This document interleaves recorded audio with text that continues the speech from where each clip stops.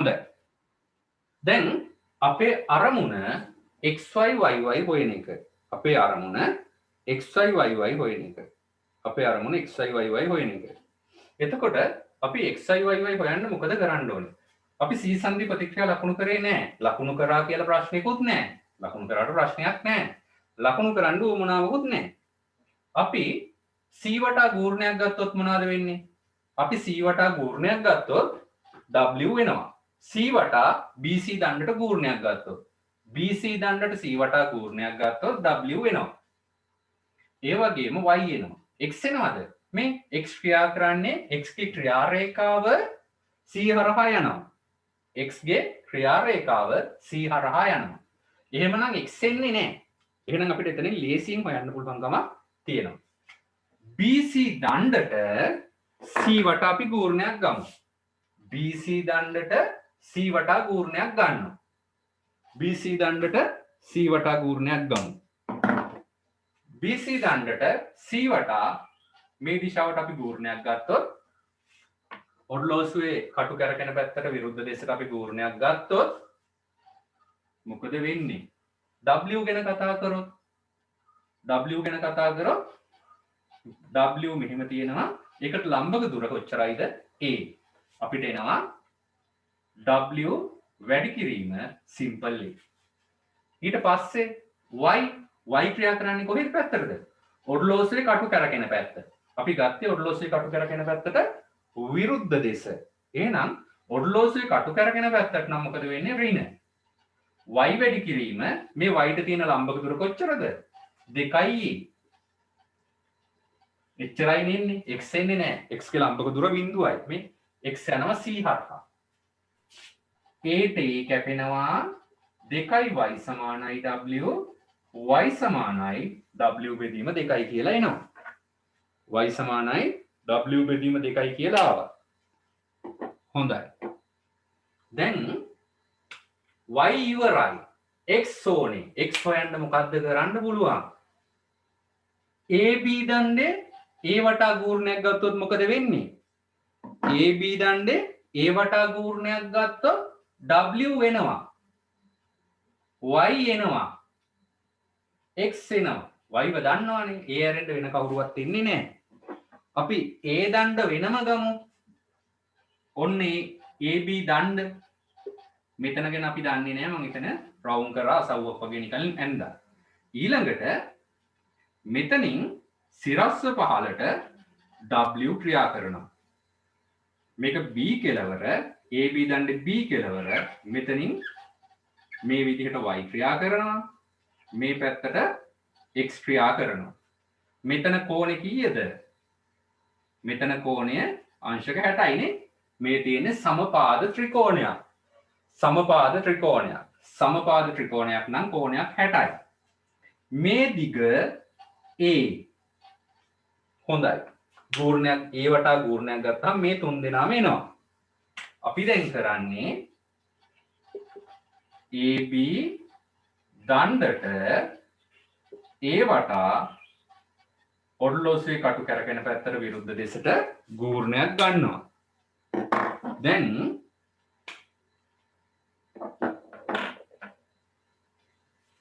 එහෙම ගත්තාම W ක්‍රියා කරන්න නම් ඒ වටේ ඔර්ලෝසුවේ කටු කැරකෙන පැත්තට විරුද්ධව ඒක නිසා එක දාන්න. W වැඩි කිරීම W ට තියෙන ලම්බක දුර. මේක සිරස්නේ. එහෙනම් A ඉඳන් තිරස් රේඛාවක් එන්න ඕනේ නේද? මෙතන 60යි නම් මෙතන 30යි. මෙතනත් 30යි. එතන 30යි නම් මෙතනත් 30යි. මේක කොච්චරයිද? A sin 30යි නේද? A sin 30යි. W ට තියෙන ලම්බක දුර ගත්තා A ඉඳන්. එතකොට y ට තියෙන ලම්බක දුර ගත්තොත් y ට තියෙන ලම්බක දුර 2a sin 30යි. මෙතන 30යිනේ. මේ කෑලි හරියට අල්ලගන්න ඇප්ලයිඩ් වල පාඩම් වලින් භාගවලට වඩා මේ දේවල් ඕනේ.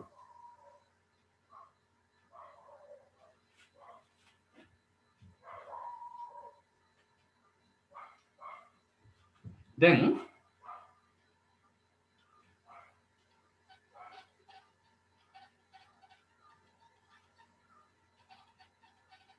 මේක සමපාද ත්‍රිකෝණයක්. ඇයි දෙකයි දෙකයි පාද තුනම දෙකයි. පාද තුනම දෙකයි. එහෙමනම් මේ එක කෝණයක් කීයද? මේ එක කෝණයක් අංශක 60යි. එක කෝණයක් අංශක 60යි. එහෙමනම් මෙතන කෝණය මේ AB පාදයේ තිරසත් එක්ක කොච්චර කෝණයක් හදනවද? AB පාදය තිරසත් එක්ක අංශක 60ක් හදනවා.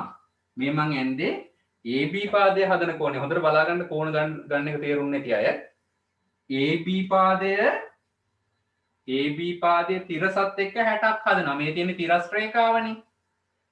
තිරසත් එක්ක 60ක් හදනවා. මෙයා 60යි නම් මෙතන අංශක 90යිනේ. මෙතන කෝණය කීයද? 30යිනේ. මෙතන කෝණය 30යි. ඒකාන්තර කෝණ. එහෙමනම් මෙතන කෝණය 30යි. ඒකාන්තර කෝණ වලින් මෙතන කෝණය 30යි. ඊළඟ ප්‍රතිමුඛ කෝණ. මේ කෝණය 30යි. අපි දන්නවා කර්ණයේ ඉස්සරහා පැත්තට සම්මුඛ පාදි ගත්තාම මොකක්ද වෙන්නේ? A sin බද් වෙනවා A cos. එහෙමනම් A sin theta. මෙතනින් එනවා A ගේ විභේදනය A sin 30. දැන් තේරුණාද බලන්න කෝණ ගත් එක තේරුම් නැති අය. එතකොට මොකද්ද වෙන්නේ? A වටා ගූර්ණයක් ගත්තාම W ගේ ඔන්න W ඉන්නවා. මේ තියෙන W ක්‍රියා කරන රේඛාව මේ රේඛාවට A ඉඳලා ලම්බකයක් ගහනවා. මේ තියෙන ලම්බක දුරනේ. W වැඩි කිරීම A sin 30යි. ඊළඟට y යන්නේ කොහොමද A වටා? A වටා මේ y ව කටකෝපුවම කැරකෙන්නේ ඔරලෝසුවේ කටු කැරකෙන පැත්තට විරුද්ධ දෙසට. අපි සැලකුවේ ඒ දෙස නිසා ඒකත් ධන. ධන y වාරයක් මේ රේඛාවට තියෙන ලම්බක දුර. මේ රේඛාවට තියෙන ලම්බක දුර මේක 2a sin 30යි. 2a sin 30යි. මේ පාඩම හරි ලේසි.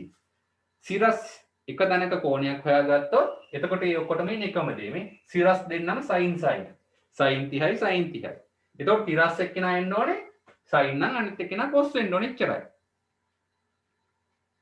හොඳයි.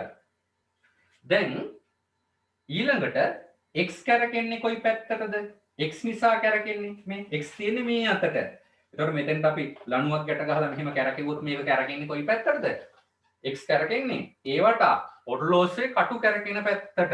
අපි ගත්තේ ඊට විරුද්ධ දේශ. ඒක නිසා ඍණ.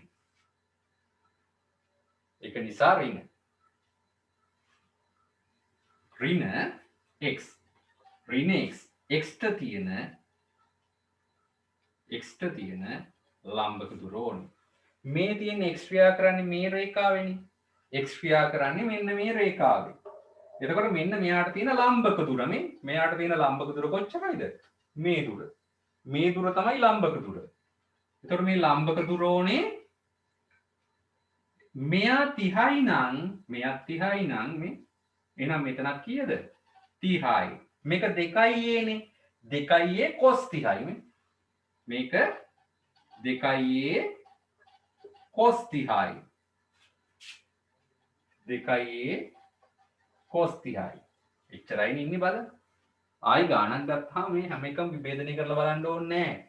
සිරස් එක්කෙනෙක් sin නම් සිරස් අය ඔක්කොම sin. තිරස් අය cos වෙනවා. මේ පාඩම හරි ලේසි ගන්න එක. ගණන් ටිකක් හදලා පුරුදු වුණාම නිකන් ලියයි යන්න තියෙන්නේ. හොඳයි. දැන් මොකද වෙන්නේ? a කැපෙනවා. අපිට එනවා sin 30 භාගයයි x දෙක වැඩි කිරීම මූල 3 බෙදීම 2යි. මේ දෙකේ ඉලක්කම කපලා දාමු. අපිට එනවා w ධන y කියන්නේ w බෙදීම 2යි කියලා අපි හොයාගත්තා. මෙයාව අපි ආදේශ කරා w බෙදීම 2යි දෙකේ ඉලක්කම x වැඩි කිරීම 2යි මූල 3 සමානයි 0යි. අපිට එනවා මෙතනින් 2යි w නේ. w 2යි w x වාරයක් 2යි මූල 3 සමානයි 0යි. දෙකේ ඉලක්කම් දෙක කැපෙනවා. මූල 3යි x සමානයි w කියලා එනවා.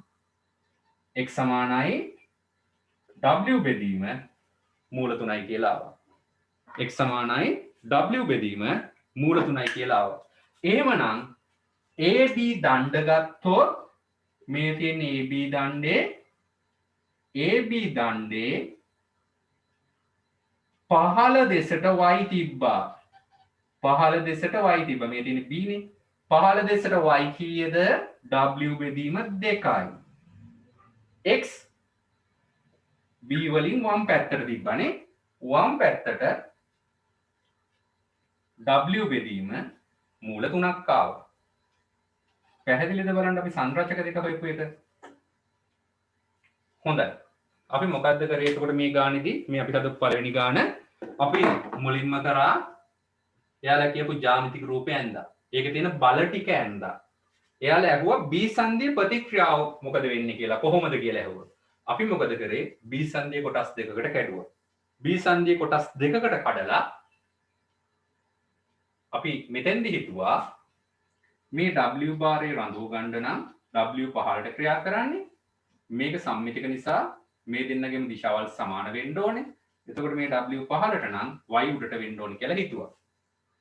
BC මත B වලින් උඩට y ක්‍රියා කරනවා නම් AB වල y ක්‍රියා කරන්න ඕනේ පහළට. y ගේ දිශාව අපි හරියට ගත්තා. ඊළඟට අපි AB ට ඒ වටා ගූර්ණයක් හිතුවා.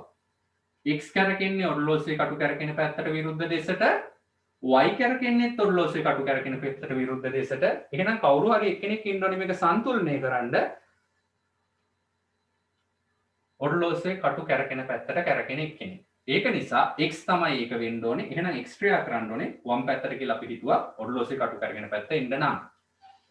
එතකොට මෙයා මත x වම් පැත්තට නම් BC මත B වලින් තියෙන්න ඕනේ දකුණු පැත්තට කියලා ගත්තා.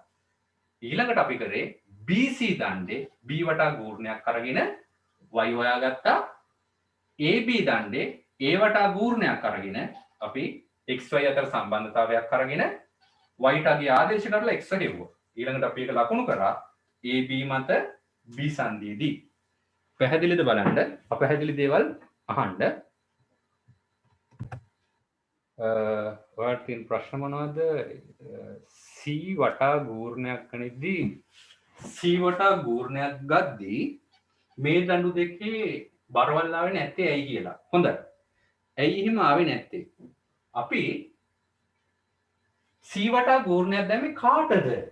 ඉන්නේ ඒ කාරණේ වැදගත්. මේවා निराකරණය කරගමු මුලින්ම. අපි C වටා ගූර්ණයක් දැම්මේ BC දණ්ඩට. තියෙන ප්‍රශ්න ඔක්කොම අහන්න. මෙතෙන්දී අපි හරි ගස්සගමු. අපි ගූර්ණය ගත්තේ පද්ධතියට නෙමේ BC දණ්ඩට. BC දණ්ඩට C වටා ගූර්ණයක් ගත්තා. එතකොට C ලක්ෂ්‍ය තියෙන බල අපිට වැඩක් නැහැ. මේ BC දණ්ඩට විතරයි අපි දැම්මේ. මේ තියෙන්නේ BC දණ්ඩ. B තියෙනවා. මේක C ලක්ෂ්‍ය. C ලක්ෂ්‍යෙත් බල තියෙනවා. අපිට ඒක වැඩක් නැහැ. අපි C වටා ගූර්ණයක් ගද්දි යාව එන්නේ නැහැ. C වටා ගූර්ණයක් ගත්තේ ඒකයි. මේ ගත්තේ BC දණ්ඩට. BC දණ්ඩට C වටා ගූර්ණයක් ගත්තාම මොකද්ද තිබ්බේ? හරි මැදින් බර ක්‍රියා කරා. මෙතනින් උඩට y ක්‍රියා කරා. මෙතනින් දකුණු පැත්තට x ක්‍රියා කරා. මේ දිගවල් එක. පැහැදිලි ඇතිනේ දහපු එක්කිනාට. හරි. ඊළඟට ආයෙ අහලා තියෙනවා 2a cos 30 වෙනුවට sin 60 බැයිද කියලා. කිසිම ප්‍රශ්නයක් නැහැ පුළුවන්. 2a sin 60. දෙකම එකම වගේනේ. ඒකත් හරි. හොඳයි. ගාන හදපු එක පැහැදිලිද බලන්න. ඉස්සෙල්ලම අපි r වර්ගය මෙතන r වර්ගය හිව්ව ඊළඟට අපි r හිව්වනේ. අපි ආගේ මූලය ගත්තා. r ආව w බෙදීම 2යි මූල 7ට 3යි. alpha කියන්නේ tan inverse y බෙදීම x, tan inverse සිරස් බෙදීම තිරස්, සිරස් y බෙදීම 2යි, තිරස් w යට මූල 3යි. w කැපුණා මූල 3ට 2යි tan inverse. හොඳයි. පැහැදිලිව හදාගන්න දෙවෙනි ගානට යමු ඊළඟට. දෙවෙනි ගාන කියවලා ජ්‍යාමිතික රූපයක් අඳින්න. හොඳයි. අපි දෙවෙනි ගානට යමු. දෙවෙනි ගානේ තියෙන්නේ මොකද්ද? දිග 2යි බර w වන ඒකාකාර AB AC දඬු දෙකක් A ලක්ෂයේදී සුමට ලෙස සංදි කරලා තියෙනවා. A ලක්ෂයේදී AB AC දඬු දෙකක් සුමට ලෙස සංදි කරලා තියෙනවලු. BC කෙළවරවල් තියෙන්නේ සුමට තිරස්තලයකලු. තිරස්තලයක්. ඊළඟට තව මොනවද කියන කතන්දර? AB දණ්ඩේ මධ්‍ය ලක්ෂය AB දණ්ඩේ මධ්‍ය ලක්ෂය හා C කෙලවර සැහැල්ලු අවිතන්න ඇදෙන්නේ නැති තන්තුවකින් සැහැල්ලු බර නැති ඇදෙන්නේ නැති තන්තුවකින් සම්බන්ධ කරලා තියෙනවලු BAC කෝණය 60යිලු BAC කෝණය 60යිලු මෙයාගේ හරිමැදින් බර ක්‍රියා කරනවා මේ දණ්ඩේ හරිමැදිනොත් බර ක්‍රියා කරනවා මේක මොන ත්‍රිකෝණයක්ද මේක 60 දුන්නේ නැත්තම්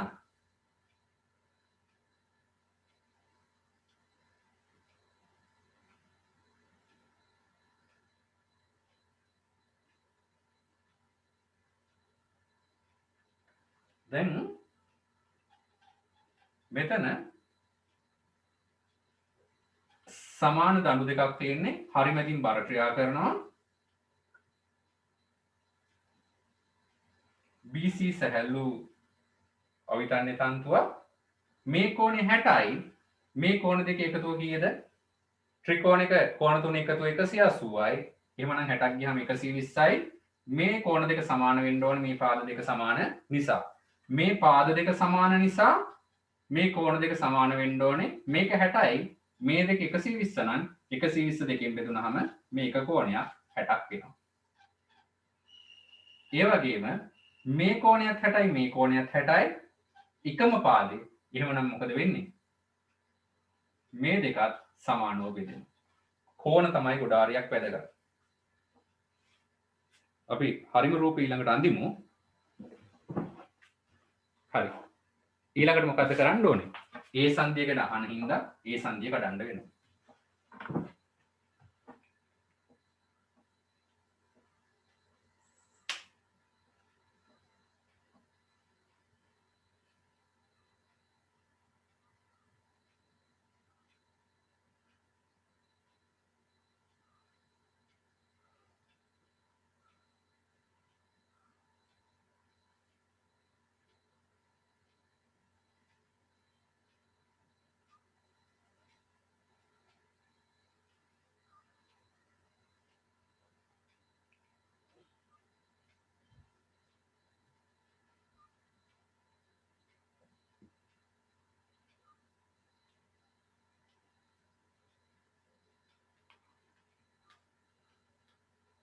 ඔව් කවින්දගේ පොයින්ට් එක ගන්න පුළුවන් එතන පොඩි ප්‍රශ්න ටිකකුත් තියෙනවා මේක ගානනෝ වෙනස් වෙනවා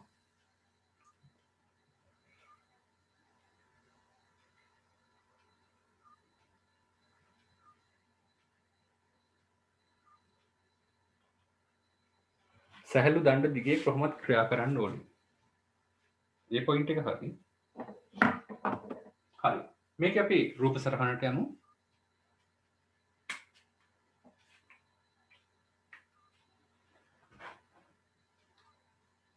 දැන් ඒ සංදිය කඩන්න ඕන මෙතන B මෙතන A මෙතන C මේ සංදිය කැඩුවා දැන් මේකේ බල ටික අපි ලකුණු කරන්නත් ඕනේ මොකද වෙන්නේ මෙයාගේ පරිමැදට C සම්බන්ධ වෙන්නත් ඕනේ මේ කෝණය 30යි කියලා කරගත්තා මේ කෝණයත් 30යි මේ කෝණය 60යි කියලා යාලා දුන්නා මේ කෝණයත් 60යි නේද එතකොට මෙතන කෝණය අංශක 90යි නේ මෙතන කෝණය අංශක 90යි දැන් අපි මේකේ බල ටික ලකුණු කරමු මෙතන B තියෙනවනේ මේ B වලින් තිරස් තලයක් මත මෙහෙම දණ්ඩක් තියලා තිබ්බොත් මොකද වෙන්නේ මේ තලයට ලම්බකව මෙතනින් එන ප්‍රතික්‍රියාව ක්‍රියා කරනවා ඒක අපි RB කියලා ගමු මෙතනින් එන ප්‍රතික්‍රියාව RC කියලා ගමු මෙතනින් එන ප්‍රතික්‍රියාව RC කියලා ගත්තා ඊළඟට මේ තන්තුවක් තියෙනවා මේ තන්තුවේ ආතතිය T කියලා ගත්තා මේ තන්තුවේ ආතතිය T කියලා ගත්තා තව මොනවද තියෙන්නේ මෙයාගේ හරිමැදින් බර ක්‍රියා කරනවා මෙයාගේ හරිමැදින් බර ක්‍රියා කරනවා මේක 60යි නම් මේ කෝණය අංශක 30යි මෙයා 30යි නම් මෙයා 30යි නම් එතනම 60යි මෙතනත් 30යි මෙතනත් 30යි. ඒ වගේම මේ W සිරසත් එක්ක හදන්නේ 30ක කෝණයක්. ඒ වගේම අපි මෙතන ලොකුවට හිතන්නේ නැතුව මේ දෙන්නව ලකුණු කරලා දාමුකෝ. අපිට වැරදි වෙලා තිබ්බොත් ඒක හරි ගෙහිලා ඉන්නේ. ඔන්න x දෙන්නවා මම දෙපැත්තට දැම්මා. y දෙන්නවත් දෙපැත්තට දාන්නම්. y දෙන්නවත් දෙපැත්තට දාන්නම්.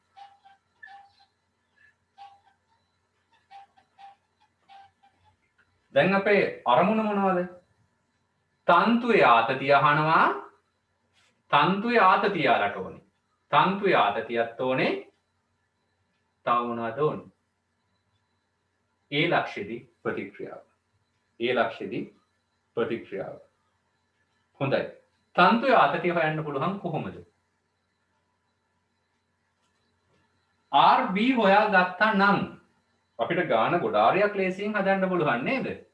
RB හොයාගත්තා නම් RB හොයන්න බලමු. එතකොට මේ පද්ධතිය කඩන්න නැතුව තිබ්බනම් කොහොමද වෙන්නේ කියලා අපි පොඩ්ඩක් බලමු. මේක කඩන්න නැතුව තිබ්බනම් මේක පද්ධතියක් විදිහට කෑලි වලට කඩන්න නැතුව තිබ්බනම් මෙතනින් උඩට RB ක්‍රියා කරනවා. මෙතනින් W තියෙනවා. මේකේ හරියමෙන් W තියෙනවා. මෙතන කඩලා නැහැ. මෙතනින් RC තියෙනවා. මෙතන C. C වටා ගූර්ණයක් ගත්තා නම් RB එනවා නේද? C වටා පද්ධතියට ගූර්ණයක් ගත්තොත් RB එනවා. C වටා පද්ධතියට ගූර්ණයක් ගන්න. C වටා පද්ධතියට ගූර්ණයක් ගත්තොත් RB එනවා. ඊළඟට AB දණ්ඩේ A වටා ගූර්ණයක් ගත්තොත් නොදන්නා පද වලට තියෙන RB ආතතියයි විතරයි. RB දැන් හොයාගත්තා. එහෙනම් ආතතිය දන්නවා. හොඳයි. පුංචි උත්සාහයක් දරන්න. මම ගාන හදන්නම් ඊළඟට.